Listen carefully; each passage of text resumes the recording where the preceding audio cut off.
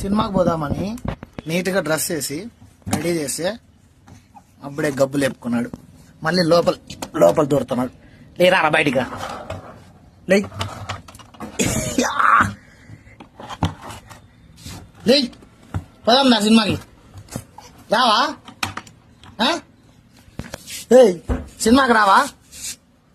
చెప్పు, ఎట్లా చేసుకున్నావు డ్రెస్? మళ్ళీ ఇప్పుడు మార్చాల నీకు?